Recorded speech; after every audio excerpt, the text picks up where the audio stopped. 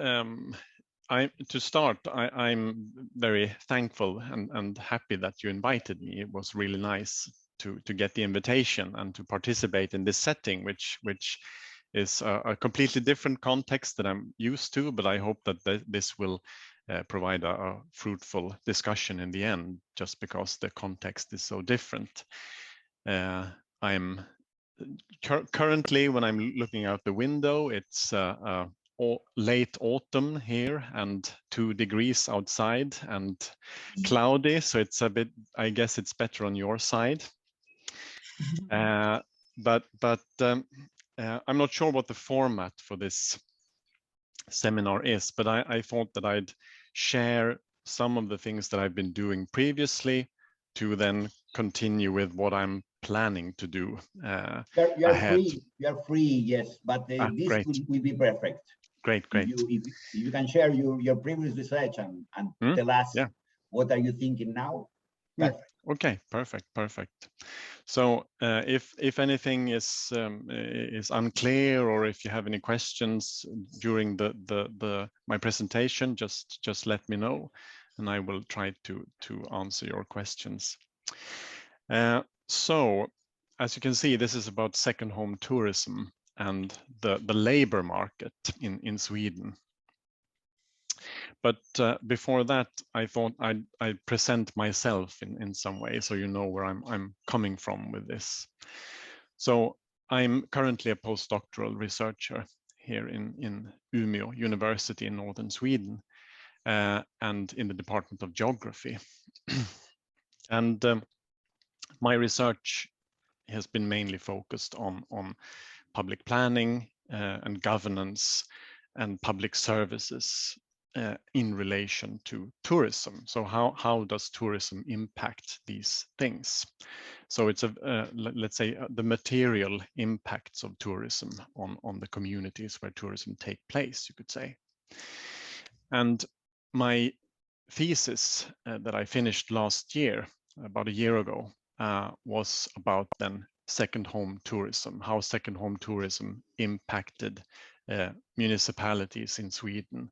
And then I focused particularly on how it impacted their planning process, planning of public services, because in Sweden, municipalities manage most of public services. For example, schools, elderly care, infrastructure, sewerage systems, libraries, fire departments, you name it. So it's the municipalities have to accommodate visitors in some way. So I tried to study that, and it resulted in this thesis that you can see here in the picture. And just to explain what I meant with invisible population, in our case, and I think it's the case in many countries, or in most countries, planning and governance is based on the notion that people live in one place only. You have a permanent residence somewhere. And in our case, we have a system that dates back from the 16th century, where first the church and then the state kept track of a civil registry of where people lived. And during this time, from back then until now, this system has gone from being used to keep track of parish members to today being used for public planning, for taxation, and all of these things.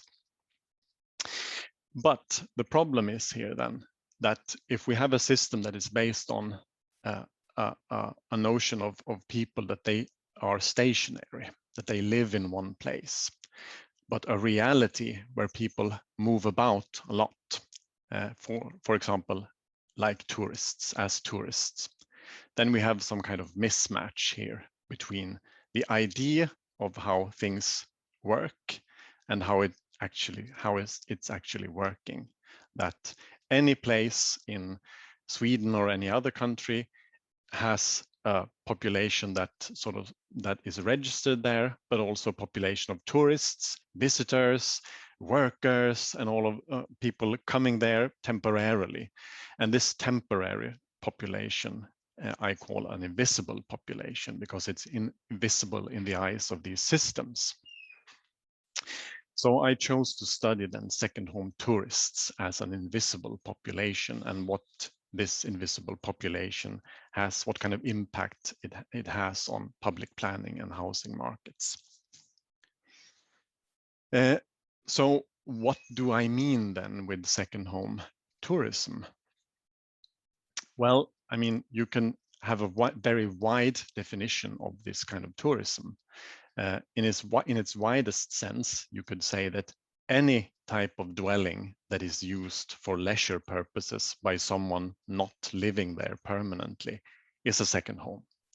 So then you could have apartments or flats, you could have recreational vehicles, caravans, and houses, detached houses used as second homes. And I mean, we know from, for example, Airbnb research that second homes used as flats used as second homes is common in many places in the world. But in my case, I chose to focus on detached houses, so single household houses used as second homes. And that was partly because we have quite reliable statistics on this type of tourism in Sweden, and partly because in the Nordic context, most, or I would say all literature on second home tourism in the Nordic countries is on that type of second home tourism. So I chose to sort of stick in the field in that sense. So I chose to focus. I mean, I recognize that second home tourism can take place in flats and caravans and all that, but I focus on houses.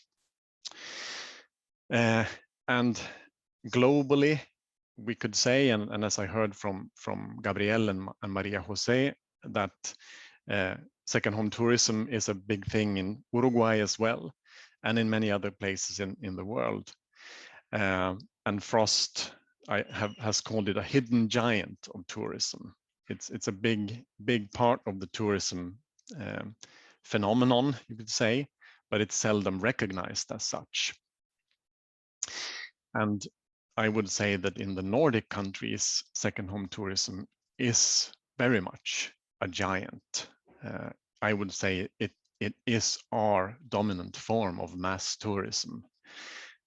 We have about 1.5 million second homes in the Nordic countries. And I would say that our statistics show that about 600 or 700,000 second homes out of those are in Sweden. And in the national statistics, about half the Swedish population say that they have access to a second home in some way. By owning a second home or by having friends or relatives that own a second home that they can use. So it's a very widespread phenomenon. Excuse me, Andrea, do you have data for this, or is it only an intuition? No, we have data for this. Okay. There are surveys done every year by the by Statistics Sweden, where they investigate, let's say, the daily life of Swedes. And they ask questions about this. They have in this questionnaire, they have one question about the second homes.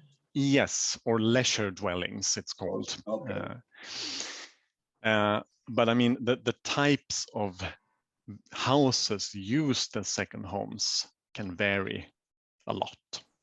So I included some pictures here of houses used as second homes. So you have a quite but all luxurious. Of these pictures are solid houses, let's say, not mobile, no? Sorry? They are not mobile houses. No, they're not. They're not. This is, I'm just referring to the type of second homes I investigate in here. So not mobile or flats. So when you say 50%, you are referring to this type of second homes? No. Actually, the 50% can also be flats for Okay, sure, okay. for sure. So you can have quite luxurious houses as the one to the left, or let's say mountain cabins like the one in the middle, and the very small cabin to the right, which also is my second home. So very petite, you could say. But just to give you a picture of the Nordic context, I included these maps.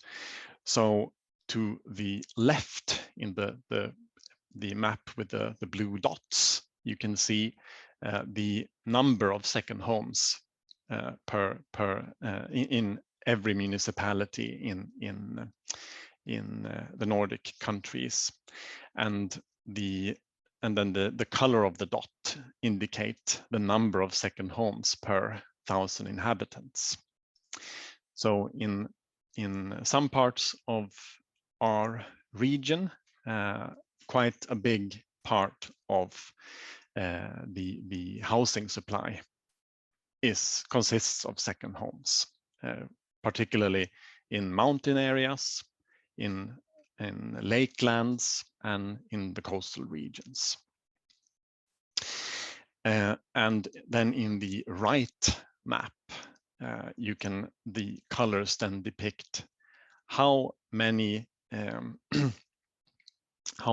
the relation between second home tourists and annual inhabitants.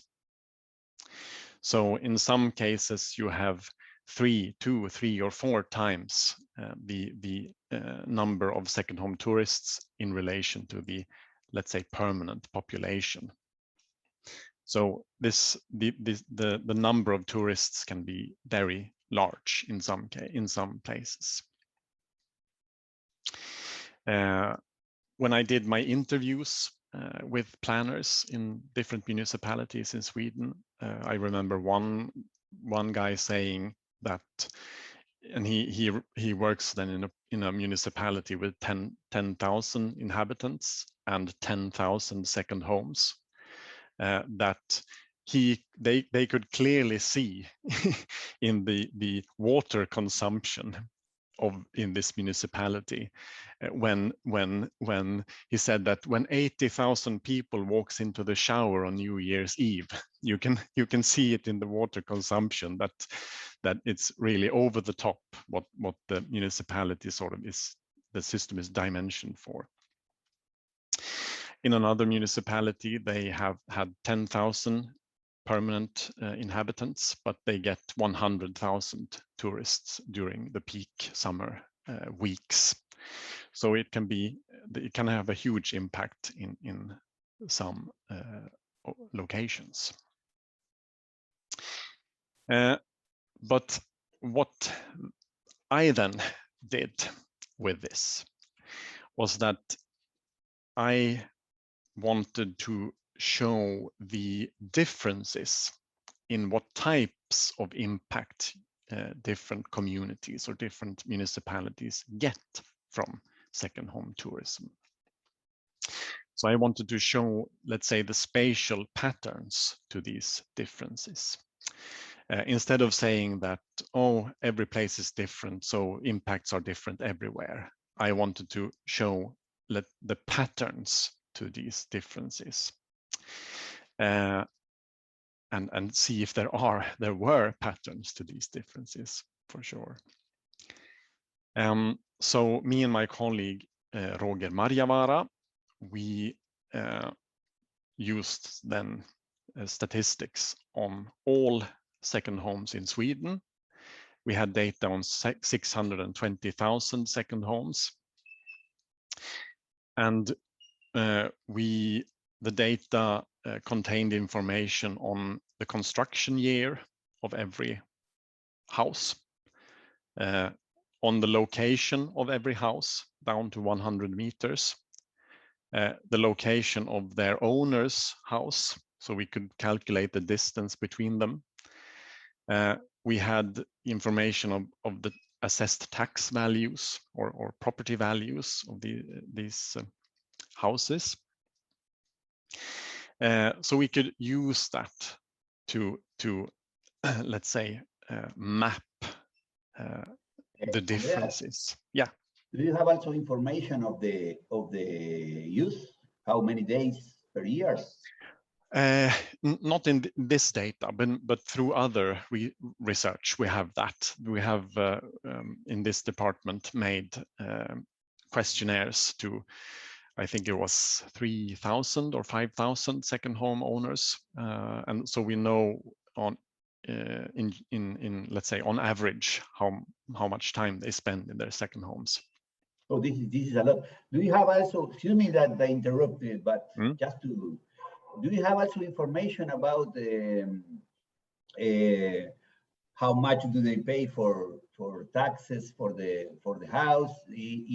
What type of workers they use, or what is the type of jobs that is created by this type of tourism?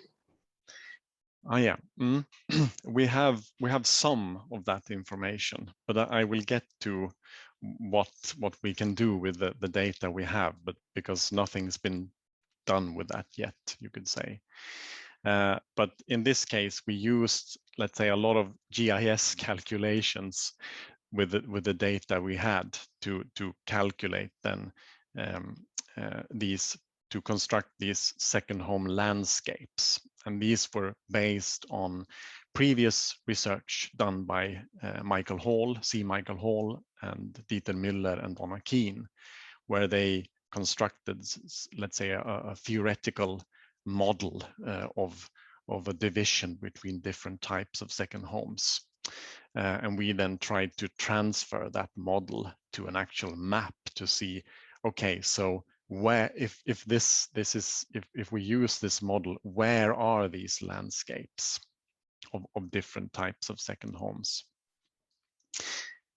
So we use these 6 different variables that I listed here. So the construction year, the distance between the second homes and the owner's homes, the change in number of second homes. So we checked around each second home in our data.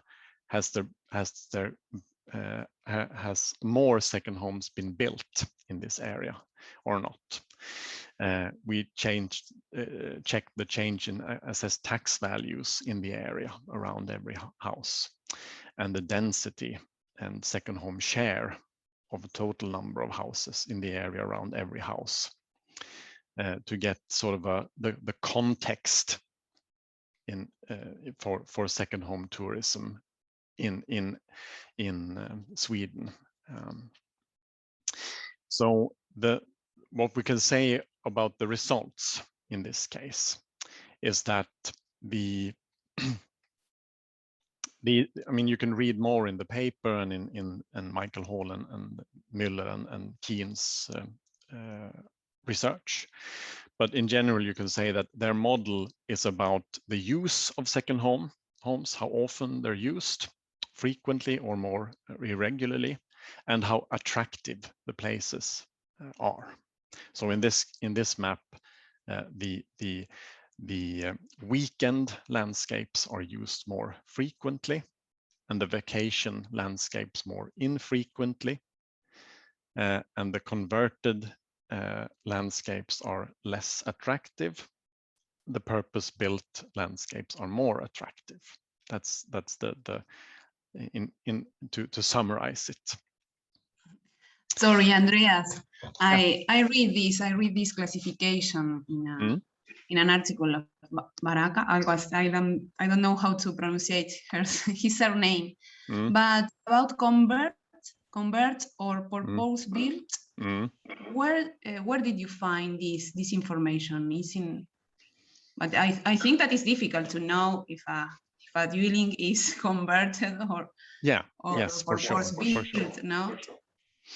I mean, this is not to say that we are sure that houses are converted or purpose built.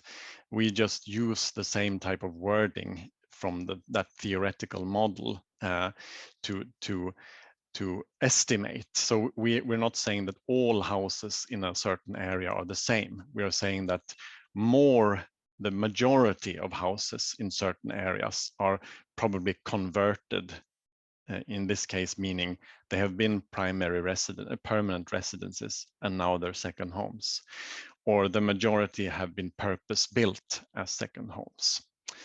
So it's not an either or situation here. We have a mix, but it's about the majority of these of what we can see in these landscapes. And the big point here is that we think that these differences actually impact places differently. So one type of second home landscapes would mean certain types of impacts for the local community, and another landscape means something else. And for sure, after we had done this, I of course then wanted to check, does this reflect reality in some way? So then I interviewed planners from 20 different municipalities. So 20 different municipalities, and they represented then different second home landscapes, you could say. So it was let's say the extreme cases in the data.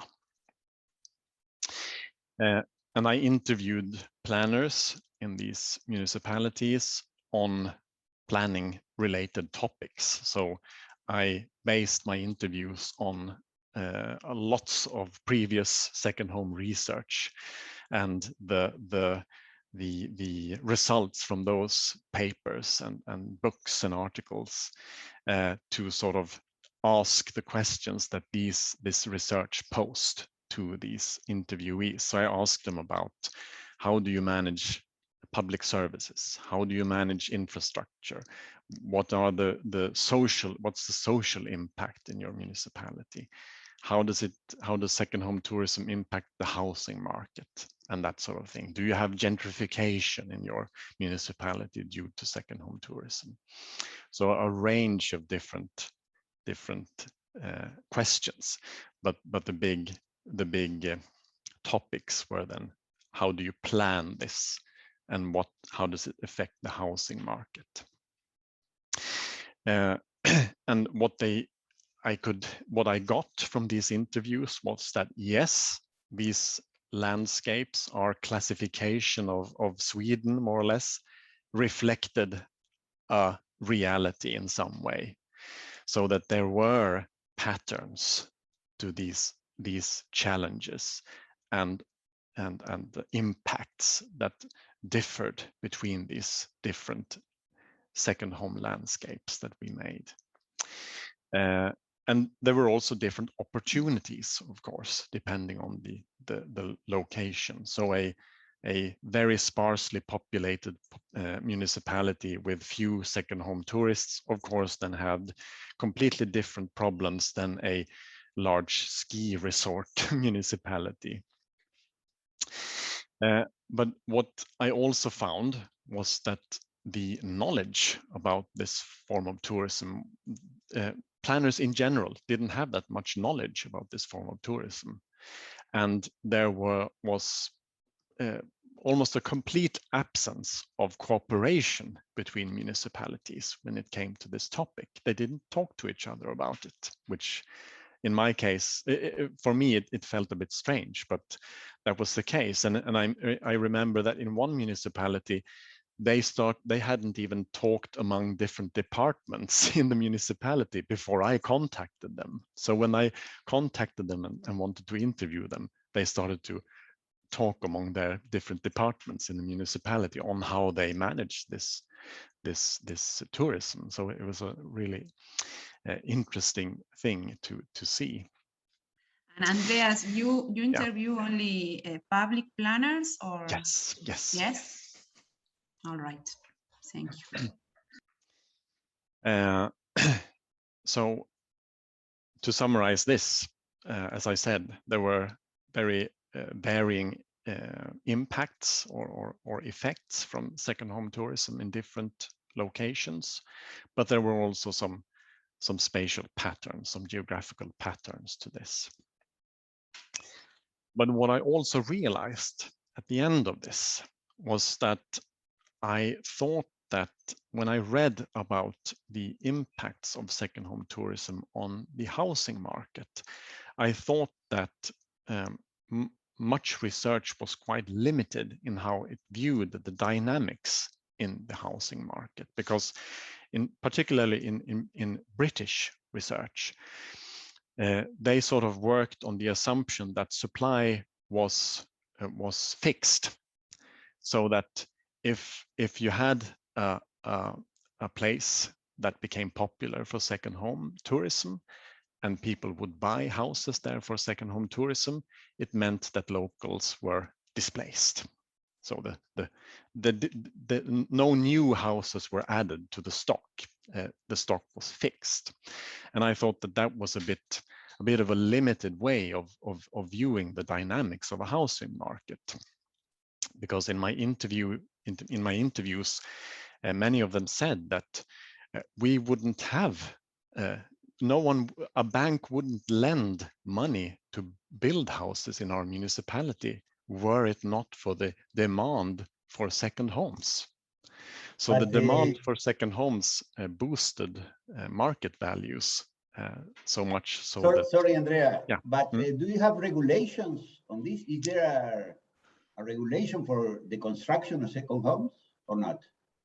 There no special regulations, no differences for second homes or other homes. No, because I remember, this problem that you are talking was a big problem in Bolzano, because they changed the landscape with the second homes, and they changed the destination and so on.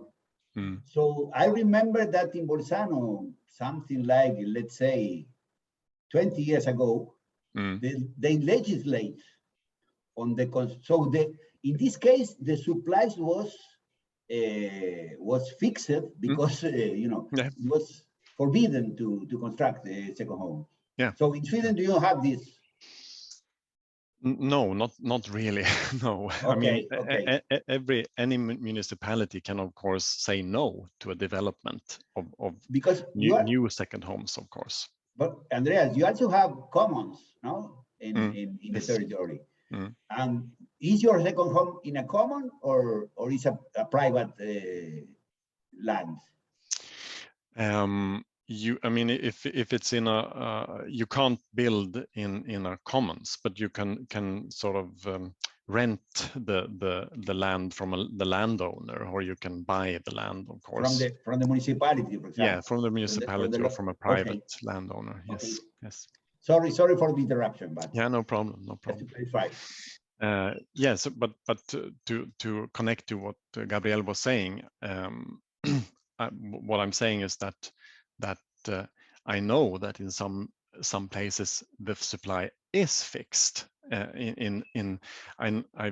read, for example, what Chris Paris has written about the situation in Great Britain, that the housing supply is fixed in many locations, but also that is because tracts of land has been sort of reserved for landowners and for the wealthy. So the access to these properties, to land to build on, is limited by land use regulation and that sort of thing. But that can of course be changed, and it's a question of which place we're talking about. But as I said, this made me think about the supply of second homes and the construction of second homes. And furthermore, when I was on holiday a couple of years ago, I went up to this northernmost municipality that I have marked on the map, Jokkmokk, which is right just north of the Arctic Circle. The municipality is about let's say, I think it's about 10% of the size of Uruguay, but it has no more than 5,000 inhabitants, so very sparsely populated. And I went there to hike in this national park, and I managed to get a taxi to go from the train station to the entrance of the park. And I started talking to this taxi driver, and he said that he wasn't a taxi driver full time. His real job was as a carpenter. He had a carpentry business. So then I started asking him, okay, so what kind of houses do you build? And he said, oh, I just build second homes. That's the only thing anyone builds here. And I started asking him, okay, so how many people do you employ, and that sort of thing. And so he said that he would get friends from other, like electricians, plumbers, and that sort of thing. So they would gather like 5 or 10 people for each house that they built. So that made me think of, okay, so what are the labor market effects of this increased supply of housing? When someone invests in a house, which is a very big investment and a very material investment, what does that mean for the local community? So that's where I'm at right now, you can say, in my research. So what I want to do is to look at the labor market effects of second home tourism. Many have written about the economic impacts in general, but I think that this labor market perspective is perhaps a bit missing. I also want to focus on the construction sector to look at that particular sector to see what impacts this form of tourism has. And one part of that is, of course, to investigate the size and importance of these investments. What does it mean for a community when tourists invest in building a new house, or for that matter, maintaining a house they already own? And also, where does the money end up? Because let's say if I live in Umeå and I build a house in the mountains somewhere and I pay a few million kronor for that, that doesn't mean that the money actually will end up in that community, because the construction firm might come from somewhere else, or the workers doing the job might come from somewhere else. So does it benefit the community? That's also something that's worth investigating. So it's a bit of the classic follow the money kind of thinking here. Where does the money end up? Who does it benefit? And of course, there is some previous research done on this. There are studies that have confirmed the economic effects of second home tourism, looking at purchases for groceries, for durables, tourists' restaurants visits, the domestic services employed by second home tourists. But there's also been research done on construction and maintenance, for example. How much second home tourists spend on carpentry, on plumbing, on roofing, that sort of thing. And many of and as I see it, as far as I can tell, the studies point to the fact that a large part of the expenditures that second home tourists do are owed to construction and maintenance, if you compare it with the other expenditures that they do. And the previous studies that I've found looking at this are, for example, Magnus Bolin in the 80s, looking at the economic impacts in Canada and Sweden from second home tourism. Adam Czarnecki has written about the same thing in Poland. And Gijsbert Hogendoorn has investigated the situation in South Africa in this regard. And then my previous supervisor, Dieter Miller, has done the same in Sweden, looking at German second home tourists in Sweden. But a problem in these studies, as far as I can tell, is that they have all been based on information from the second home tourists. They have asked the tourists, how much do you spend? Or asked them to keep, let's say, expenditure diaries. So there are no variables external to the second home tourists. And this is something I want to this is a gap in the research, as far as I can tell.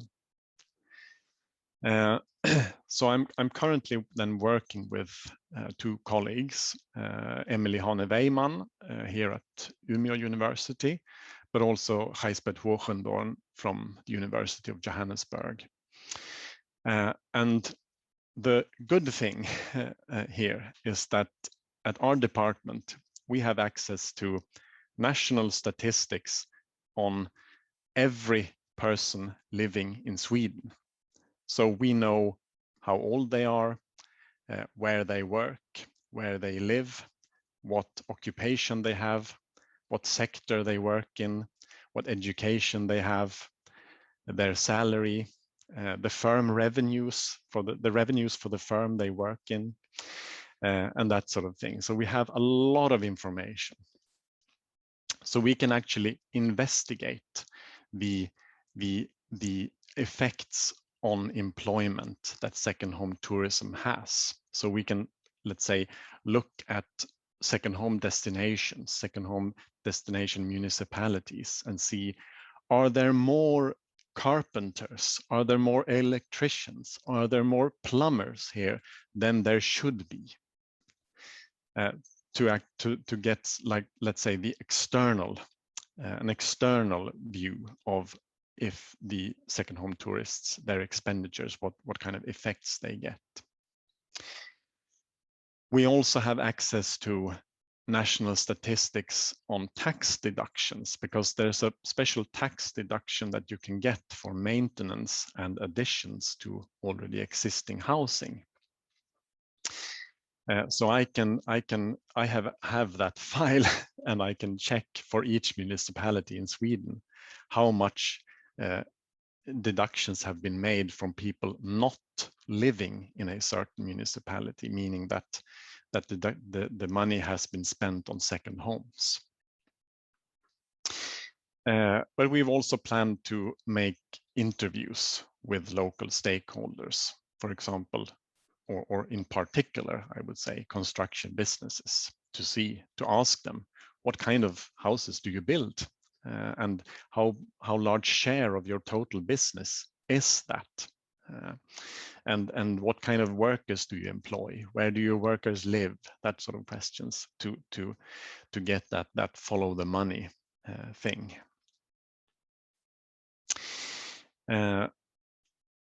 And just to give you a hint of what these statistics say, I made this map here where you can see the 10 biggest second home municipalities in Sweden. And in parentheses, you have the number of second homes for each municipality. So, for example, Härjedalen with 9,094 second homes. They have 10,000 inhabitants. So it's a really, and it's a mountain resort kind of place. So it's very, very important for that place. But this is the big second home destinations in Sweden. But if we then look at how much has been spent on maintenance and additions to already existing housing in these municipalities by second home owners, we get 84 million euros, which I assume is a rather hefty sum and would mean a rather large number of people being employed for this purpose. So, I mean, this is just an exploratory phase of the work, of course. But to me, it seems like a very big sum. and a sum that should have some impact and should be noticed in these municipalities. So this is where we're at right now with this work. We're just starting up, more or less.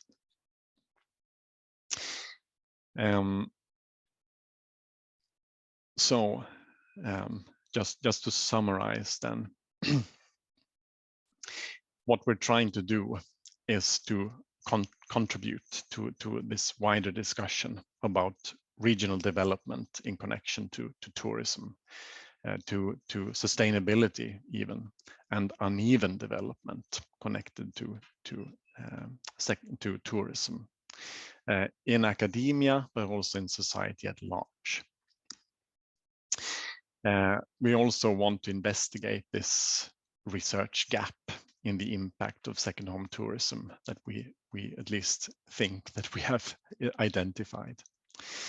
And we hope to, through this, provide some tools for policy making and stakeholders to address this situation. And to me, I think this is a part of a research agenda to infuse tourism geographies, to let's say, investigate, to study tourism as an integrated part of society, more or less. So for in this case, how does tourism impact the construction sector? It's not something you see a lot, as far as I can tell. So this is perhaps where I'll stop and see if you have any comments or questions to this idea. Thank you, Andrea. Thank you very much. So very nice presentation and very large quantity of questions and research. So we open for comments and questions. Martin, please. Yes, hello. I'm trying a new idea. Do you hear me? Yes. Okay, thank you very much, Gabriel. Andreas, very interesting presentation and a very interesting also research outline. I would like to know regarding the map that you showed at the beginning of your presentation regarding the blue area. Because one thing that is striking, and one could make a case that Uruguay and Sweden have somewhat relative similarities in terms of geography, is that the blue region could be compared to in our country, in Uruguay, to the Maldonado, Canelones departments and Montevideo. So are there any, my question would be, are there any geographical reasons from your perspective that explains this type of concentration? And the second question is, in Uruguay, we have like intermediaries who are called inmobiliarias, which are like businesses that rent many second homes. So besides Airbnb. So do you have any kind of these companies in Sweden? Okay. Those are the two questions. Okay. I would say that the biggest explanation for this difference that you pointed to, the north-south divide, you can say, is that about 90% of the Swedish population lives in the south. So I think it's a question of let's say density, population density. And it's also a question of the history of a lot of people moving south from the north, but then keeping houses or inheriting houses in the north from relatives or others. So they have like a connection to their home, their original home in some way. So I think it's a question of those two things working in tandem. As for the renting, I know that there's been in that survey, that national survey I referred to before, when Gabriel was asking about the frequency of use, I know that they asked on how many people that let their houses, that rented out their houses, their second homes, and I don't think it was that widespread back then, but that was a dozen years ago or something. So it should have changed. But as for companies renting and then letting out, I'm actually unsure how big that phenomenon is here. I think it's a bit peripheral actually.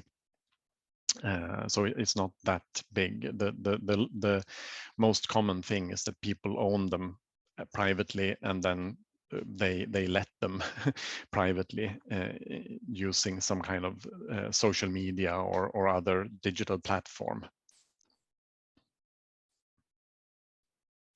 Miriam, please. Yes, yes, thank you very much for the presentation. It's very inspiring. I myself have worked in secondary home in Valle in Switzerland. And I have some question to you. I think that there are some destination organization at the level of municipality. I think that you say that they don't talk each other. They are neighbors, but they don't talk each other. This is typical. But for our point of view, in Valle, you have two kind of destination. The destination where they are very, very upscale, what we call the big five, Verbier, Zermatt, Loikevad, Crans-Montana, and the other one that I forget, and the rest, you see? And when you have a lot of people that they are foreigners, the story is that, because you were talking about that it is, yes, it is a problem of quantity or of price, because you say that people living there, they have to go out because they are not able, not even to buy, neither to rent, isn't it? And you say that it's a problem of that it is not that there is less construction made, but the problem is price. I study specifically the evolution of Verbier, where there are a big amount of people coming from abroad, and really there was a bubble in price that goes up and up and up, and then they are the same quantity. You can really have a very old chalet with any kind of facilities, and then you change it and you put solar panels, and it begins to be 3 times more the price. Then I think that you should make a difference between the level of owners, Sweden and foreigners. Just to make a story, before the crack of 2008, where people in London, the stock market was go up. My friends that they sell a chalet in Verbier, people call and say, well, I would like to have a chalet in Verbier. I want to be such and such and such. And then they send 3 or 4 options by email, and they make the price, and people say, I want number 2. Say, well, when are you going to come to see it? No, I am not going to see it. Just send me, I will pay. I will wire the money. You see, this is the way. This is impossible for the people in Verbier. It's very difficult to live there. But it's because of the environment, the financial environment of people living abroad is different from the people living there. Still, it's different between Geneva and Verbier, the one who live, and you see one who live in the city that it was looking for this stock option, and the people living there, it's different. I found very interesting your approach, and I really, I would like to have the same data of you about the labor and this is a very, very good idea. And the last thing that and I finish, would you think that would be very interesting to see the evolution after COVID? Because during the COVID, I think that a lot of people go to their secondary home, probably if the temper. But when you are there and you have not much thing to do, you begin to see that probably you need to paint this wall and so and so, and probably you can measure also that with the same data. The closure of COVID, voilà. But thank you a lot. You give me a lot of ideas. And if you like, I can send you the paper that I wrote about Verbier and evolution. Yeah, thank you very much. Very appreciated. Well, as for your last point, that's something I'm planning on doing in another project that I'm involved in. In that project, we hope to get access to cell phone data so that we can see how people have moved during the pandemic and see if they've changed their travel patterns to these second home areas during the pandemic. But as for the first point you made about foreign tourists and the surging housing markets, the thing in our case is that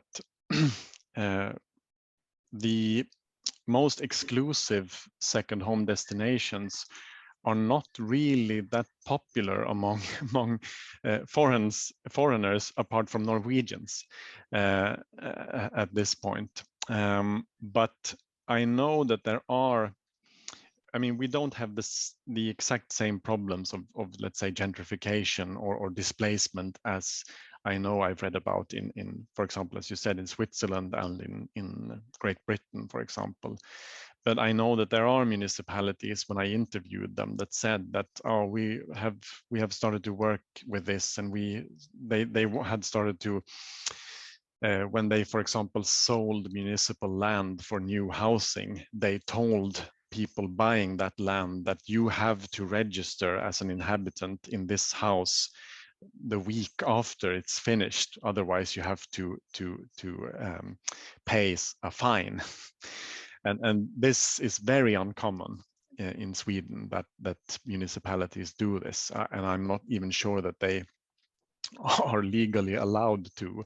But in this case, they tried to in some measures to get at this displacement problem.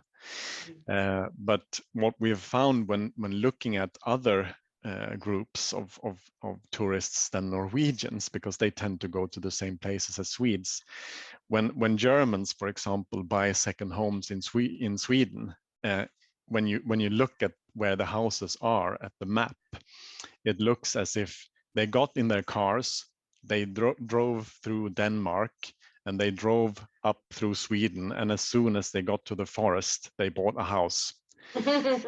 So they tend to buy houses in other places than Swedes do. So in more remote places than along the coast or in lakeland areas, because their demand is something else than what the Swedes demand. So we haven't had this kind of competition between foreigners and Swedes for the same spots yet, I should say. Okay, thank you very much. Thank you. More questions or comments? Yes, I have the last question. It's about the tax deduction that you mentioned, that is for maintenance and addition of existing housing. It is in all the municipalities, and you mentioned that the knowledge in the different municipalities was different. No, in some municipalities they didn't have any knowledge about this type of tourism. So could you find any relation about knowledge and public policies like this, like tax deduction? Or I think that the connection to the tax deductions, they are done by private individuals. So I would say that it's probably more a question of having the money to spend. So it's a social class thing. But what was striking when I talked to the different municipalities was that even municipalities that were sort of considered to be tourism destinations, they had plans for, let's say, tourism in general. How do we work with promoting tourism in general? But they had no specific plans for second home tourism, which in fact was their biggest form of tourism in their municipality. So it was as if it was taken, one person that I interviewed talked about it as taken for grantedness. They sort of just took it for granted that it was there and never thought about, okay, so how can we actually use this? How can we, what opportunities does this tourism offer us that we can work with in our municipality? So that was really striking, I have to say. All right, so this tax deduction is for hotels too, do you know? Or? No, it's just for private individuals All right. building or let's say their maintenance of houses they already own, or when they add on to houses they already own. So it's not commercial at all. It's just for private taxpayers, more or less. All right, thank you. Thank you.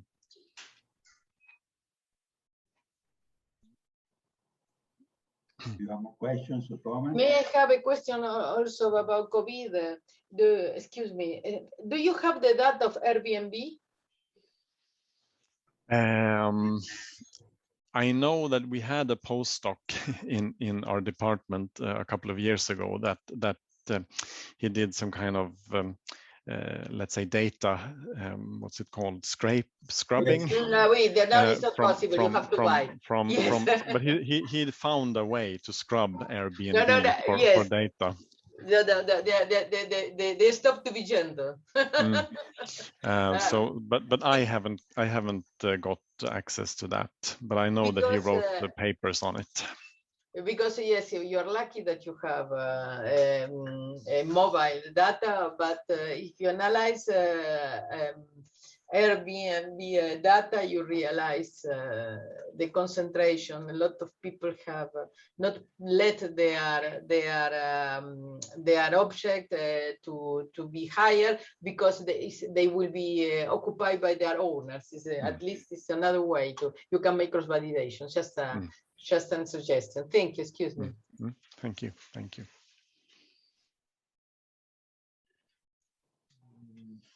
More questions or comments? Hi, I have a question. Lucia, please. Yes, I was thinking about here in Uruguay, like when the people make manutention and contract an electricity or a plumber, a lot of time it's in an informal way. In your research of labor market, you are taking into account this informal way of contracting people, or is reflecting the statistics maybe? Yeah, I mean that is a problem, of course, that you have informal or let's say work done without the taxes being paid as they should. So that's a problem, of course, and that's something we have to address in this research as to the reliance of these statistics, of course. And I'm really not sure as to what the estimations are as to how big this informal part of the construction sector is. But of course, it exists here as well as in your case. But if you have mobile data, you can make a comparison. It is the temptation to make cross validation is so big. Yeah, for sure, for sure.